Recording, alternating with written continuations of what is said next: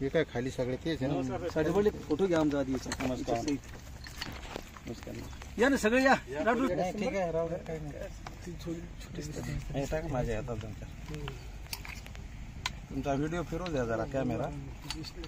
पूर्ण टोटल भागात रोड पर्यंत इकडचा पट्टा असं हायवेचे नाही, पिंपरी बाजूला पण आहे. इकडे आमच्या पिंपरी खुर्द मध्ये पण घेताय का?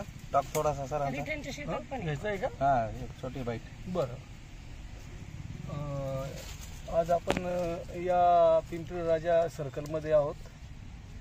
या ठिकाणी मोठ्या प्रमाणावर मोसंबी फळपिकामध्ये गोगलगायींचा प्रादुर्भाव दिसून येतो आहे.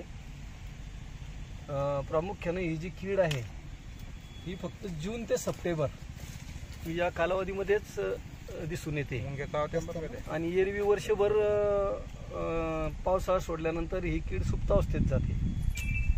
आणि याच्यामुळे काय होतं की या किडीमुळे मोसंबीच्या झाडावर ही कीड अलीकडे दिसून येते. ही गोगलगाय या खोडावर चढल्यानंतर या झाडाचे जे साल असते या सालीमधलं रस शोषण करते आणि रस शोषण केल्यानंतर या खोडाला इजा करते आणि कालांतरानं मग हे झाड 1-2-3 वर्षानंतर वाळतं. मग म्हणून गोगलगायीचं जर नियंत्रण करायचं असेल मोसंबी पिकाच्या बाबतीमध्ये प्रामुख्यानं काय होतं की रिमझिम पाऊस याच्यामुळे गोगलगायीचा प्रादुर्भाव जास्त वाढतो. आणि ही निशाचर कीड आहे, बहुभक्षी आणि निशाचर. ही रात्रीच्या वेळेस झाडावर चढते आणि झाडाचे शेंडे, पानं, झाडाची साल ही कुरतडून खाते. त्याच्यामुळे झाडाच्या वाढीवर विपरीत परिणाम होतो. म्हणून आपण मोसंबी पिकाला जर खोडाला आपण बोर्डो पेस्ट जर लावली, बोर्डो पेस्टमध्ये मोरचूट, कळीचा चुना आणि पाणी 10% बोर्डो पेस्टचा जर आपण वापर केला तर या मोरचुदामुळे ही गोगलगाय मोसंबीच्या झाडावर चढत नाही. म्हणून बऱ्याच वेळेस काय होतं की शेतकरी बांधव बऱ्याच ठिकाणी गेरूचा वापर खोडांना लावण्यासाठी केला जातो. परंतु याऐवजी जर आपण बोर्डो पेस्ट ज्याच्यामध्ये मोरचूत, कळीचा चुना आणि पाणी 1 किलो मोरचूत, 1 किलो कळीचा चुना आणि 10 लिटर पाणी याची जर पेस्ट आपण खोडाला लावली तर ही गोगलगाय मृद कास्ट याच्यामधली नाजूक असते ना, तर त्याच्यामुळे ती कॉपर सल्फेट त्या बोर्डो पेस्टमध्ये असल्यामुळे ती वर जात नाही.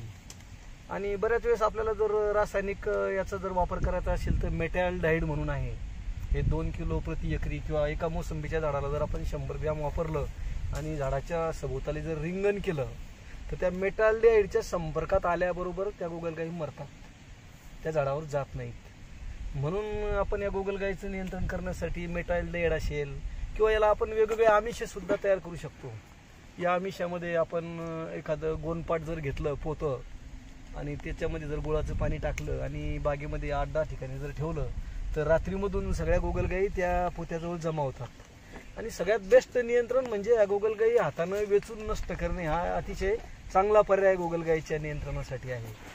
याच्यामध्ये काय होतं की आपण चुन्याची जरी भुकटी असेल किंवा आपल्या बागेच्या सभोवताली जर आपण चर खोदले तरी देखील गोगलगायीचा शिरकाव आपल्या बागेमध्ये होत नाही. म्हणजे अशा प्रकारे गोगलगायीचं नियंत्रणासाठी झाडाच्या खोडाला बोर्डो पेस्ट लावा जेणेकरून गोगलगायी झाडावर मोसंबीच्या चढणार नाहीत. बाजूला मेटॅल्डाइडची एक रिंग करा, 100 ग्रॅम जर वापरला आपण प्रति झाड तरी देखील आपण याचा नायनाट करू शकतो. आपल्या बागेच्या सभोवताली जर आपण चर खोदले तरी देखील गोगलगायीचं नियंत्रण आपल्याला मिळवता येतं. तंबाखू किंवा चुन्याची भुकटी जरी घेतली आपण 10 सेंटीमीटरचा जरी आपण रिंग केली तरी देखील गोगलगायीचा प्रादुर्भाव होत नाही. आणि या सगळ्या गोगलगायी गोळा केल्यानंतर मिठाच्या द्रावणात किंवा चुन्याच्या याच्यामध्ये जर आपण टाकल्या भुकटीमध्ये तर या गोगलगायी नष्ट होतात. म्हणजे अशा प्रकारे आपल्याला या गोगलगायीचं नियंत्रण करावं लागेल. ठीक आहे, थोडा क्लोज फोटो घ्या ना. हे इथं आहे बघा लाईव्ह. दिसलं का संदीप?